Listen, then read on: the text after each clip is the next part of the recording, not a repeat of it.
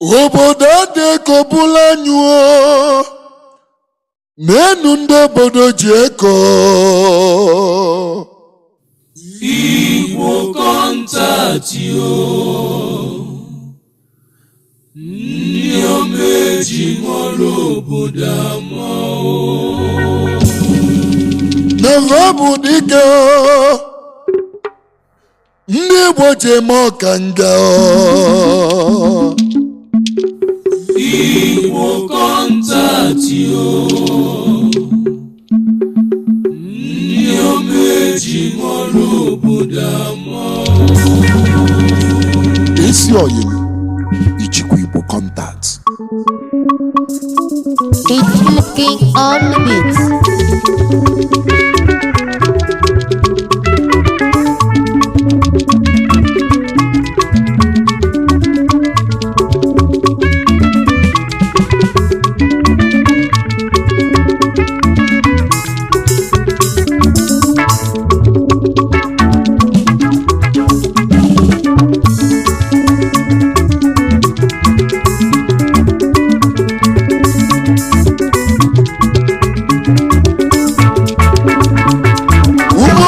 Solution adigo megwanu solution. Igbo Contacts ndị etima n'obodo, Igbo Contacts ndị ọganiigwe, ndị ji kwado n'ọfụma. Agwọ niile n'ọbụ agwọ, Igbo Contacts ndị etima n'obodo, Igbo mana enwere eke nwe ọfịa. ndị ji kwado n'ọfụma. Ene ndị nwe ọfịa ka na-ekwu Igbo Contacts ndị etima n'obodo, prayer boys ndị Igbo niile. ndị ji kwado n'ọfụma. Ndị Igbo ka wele dị ụwa ka Igbo Contacts ndị na-ekwu etima n'obodo, Igbo Nava bụ ndị ọganiigwe. ndị ji kwado n'ọfụma. Ewe jọba n'ụba. Igbo Contacts ndị etima n'obodo, Nava bụ ndị na-eme ọgọ karịsịa. ndị ji kwado n'ọfụma. Nava bụ ekele ego bi ụwa ka Igbo Contacts ndị na-ekwu. etima n'obodo, Igbo Iwe Contacts nevo n'ilugo be Chukwu. ndị ji kwado n'ọfụma.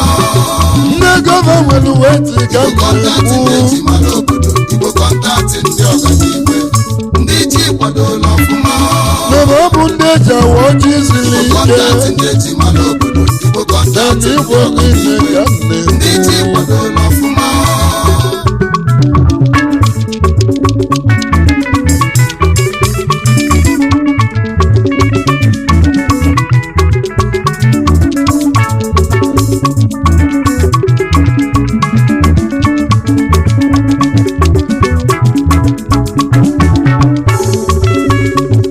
Kedu ndị bụ Igbo Contacts m na-ekwu?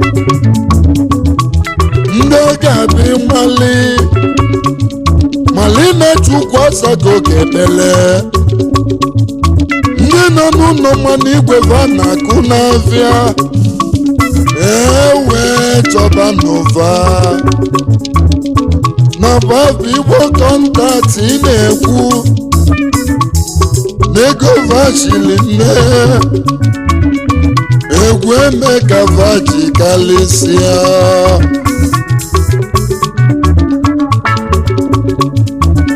Ebele nwe melusi m kwue ikiliga n'ọbụ onye abọ. Ebele nwe n'ọbụ onye okwi. Ewe ya bụ ikiliga n'ụlọ lụchara ụlọ kunie. Nwatakịrị wee bebe akwa. Nne ya na nna ya wee gbapụta. O mebela vasaịnụ ndị okwi. Na o nwere onye ghọtara ife ọ na-ekwu. Eje gbọnụ ndị okwi ibi ya. O mebe vasaịnụ ndị okwi. Na o nwere onye ghọta ife ọ na-ekwu.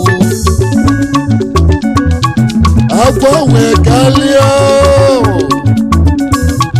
Ewe anọgide nwata yipụba afụ ya. Ife dele na afụ ikiliga. Chukwu kele ụwa biko were Igbo Contacts wee walụ m ọjị. nne na nna ya wee gbaga ajụba ya kedu ndị bụ Igbo Contacts mmọnwụ ọ sị na ọ ga-abụ ndị ọ bụ na ịmali malụ na ịnago n'obe Chukwu ndị na-enyelu ụmụ ogbenye aka galịzie n'ụwa niile na vabụ isi mmiri adadada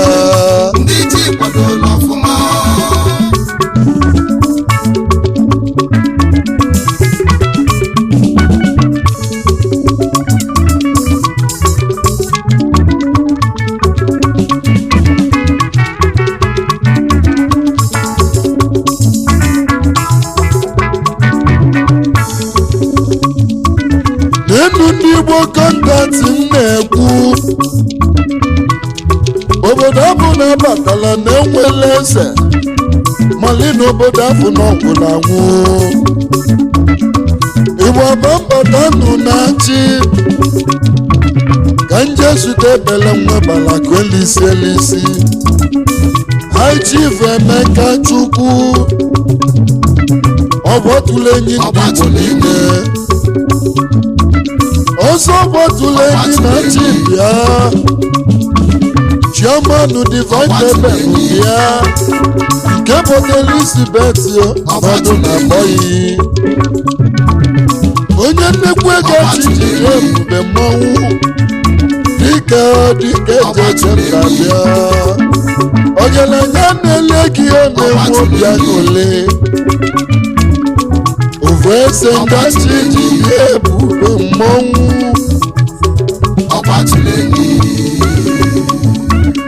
kamara egbamude ekene n'ike nwachi na-emelive na ama okwukwu mmọnwụ ebe ọbụbụ ọgụloge gọọmenti Enugu steeti odogwu si dị ụwa ya ife melụ mma bịa n'eziokwu amili ya mili na Nkanu former chairman Okwu local government former board member Enugu State Housing Development Corporation Uchenna Okolo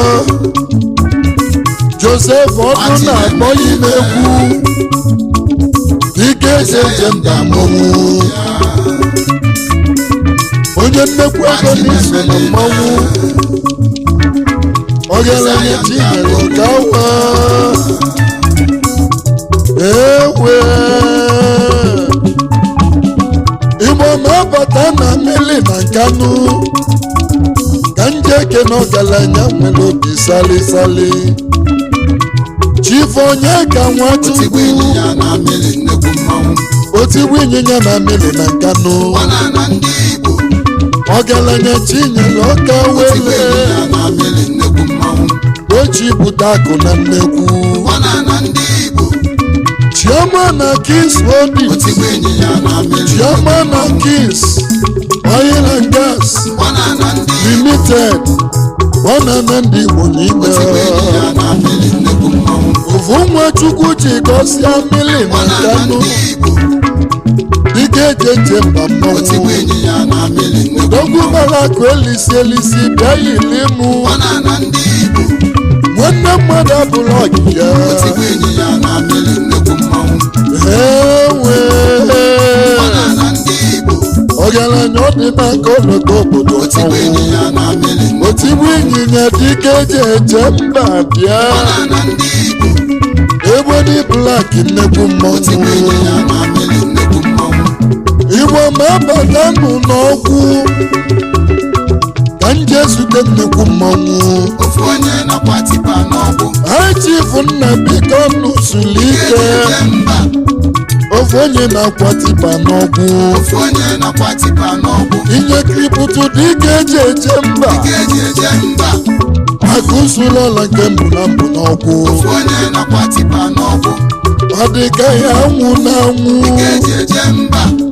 ike eje mba n'ọkụ bịa onye nọkwa tipa n'ọkụ onye nnekwu ego bụ Chikwete ike eje mba si na Mesaya abịago onye nọkwa tipa ewe nyakiributu dike eje mba ike eje mba n'ọdụ na-akpọ gị n'egwu onye nọkwa tipa n'ọkụ oji ala ji agwa ọlịa bịa eje mba oji moto ma ọgọ mmọnwụ onye nọkwa tipa n'ọkụ Igbo ma abata n'ogidi ogidi na-ava abatala ego mana onye bụ ike batago ike ndị ogidi vụrụ bawụọ abata oyi na-awụzi ego achivu Tim Amobi kọsala Chukwu Amobi mmọnwụ ya ndị Igbo ebusi iko Amobi n'ogidi Tim Amobi's media ya ndị Igbo ebusi iko Tim Amobi's money Igbo Amobi n'ogidi ndị na-ewe n'ego bani ya ndị Igbo ugwu ya ndị Igbo niile Igbo Amobi n'ogidi ugobelu nọchi na South Africa ya ndị Igbo Igwe Amobi n'ogidi Igbo Amobi n'ogidi ọgbọsụla obodo ndị Igbo niile ya ndị Igbo Igadigo Port Elizabeth Igbo Amobi ya n'ogidi ugobelu nọchi na South Africa ya ndị Igbo alụbala eze ama Igbo Amobi n'ogidi oge afọ na-ete agụgụ mmọnwụ ya ndị Igbo ajọ nnụnụ nọ n'ajọ ọbịa na-ekwu eziokwu ebele nwa Chimelụ Ngozi ya ndị Igbo ogelenye dị obodo mma Igbo Amobi n'ogidi ike eje mba na n'ogidi ya ndị Igbo onye nnekwu ego weli ya gaba Igbo Amobi n'ogidi ebụrụ Igbo jezute onye ego prọfesọ Chinua Achebe ndị ji kwado n'ọfụma akadele Kingswola Party akadele Kiosatwo ndị ji kwado n'ọfụma idele there was a country Igbo Contacts ndị ji mara obodo n'iso na ndị Naịjirịa jide ebube mmọnwụ ndị ji kwado n'ọfụma dịka n'ịgadia Igbo Contacts ndị ji mara obodo Igbo na-esite ijele nwanyị ọma ndị ji kwado n'ọfụma Chief Mrs. Chimamanda Contacts ndị ji mara Adichie Contacts ndị Odeluwa ndị Igbo ndị ji kwado n'ọfụma aka niile dakwụkwọ Contacts ndị ji mara obodo idele n'oge egwuregwu n'ụwa niile idele melikana Igbo Contacts ndị ji idele hibiscus akwụkwọ ndị ọzọ niile kwado n'ọfụma ndị ụwa na-agụ Contacts ndị ji mara obodo ijele nwanyị ọma gwara ya gaba ndị ji kwado n'ọfụma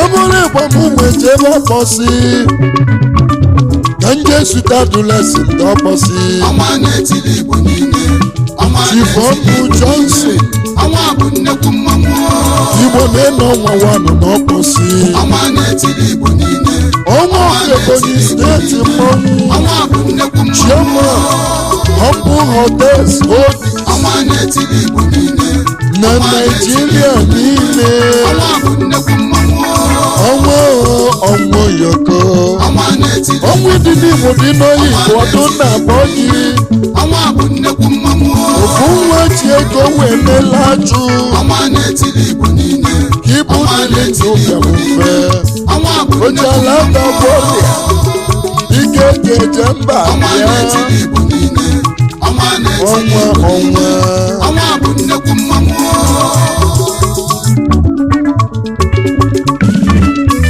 ebụrụ Igbo jebe nọ n'ogidi ka nje zute n'igwe wọta ndị ji kwado n'ọfụma Igwe Amobi wanụ n'ogidi Igbo Contacts ndị ji mara obodo nna m ụlọ eze mmọnwụ ndị ji kwado ịmụrụ ihe elu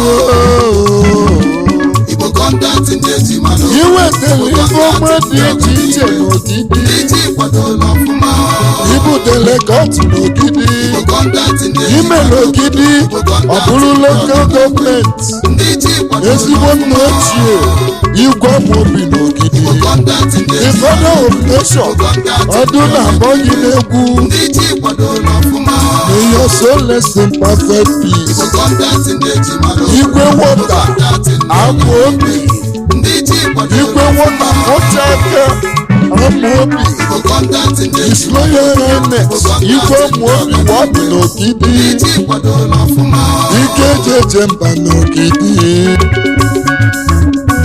Igwe na-abata nnụnụ ga ka nje zute ebele nwa Chimelu Ngozi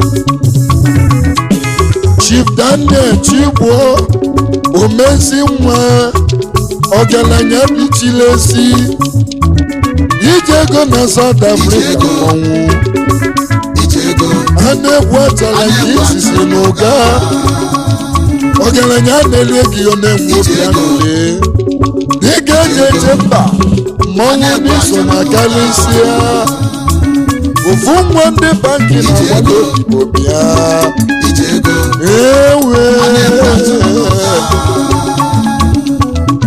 egwu ma bata ọgwa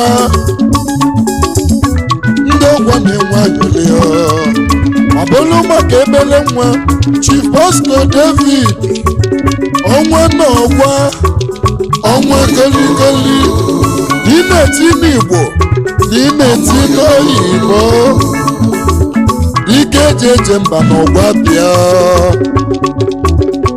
ka nje zute na onye ego kọntaktị ndị eji mara obodo Nkwachukwu kwere ndị ọbọsi ndị ji kwadola ọfụma Chief Benadi Okoli Igbo kọntaktị ndị eji Chairman Benjai's Paradise Hotel ndị ji kwadola ọfụma nke dị na Lagos steeti na Nigeria kọntaktị ndị eji mara obodo amụrụ onye na-ego n'ọbọsi bịa ndị ji kwadola ọfụma ezigbo oyi Igwe Amobi n'ogidi kọntaktị ndị eji mara obodo ike eji eje mba mmọnwụ ndị ji kwadola ọfụma amụrụ onye na mọni kọntaktị ndị eji mara obodo Igbo kọntaktị ndị ọganiigwe ndị ji kwadola ọfụma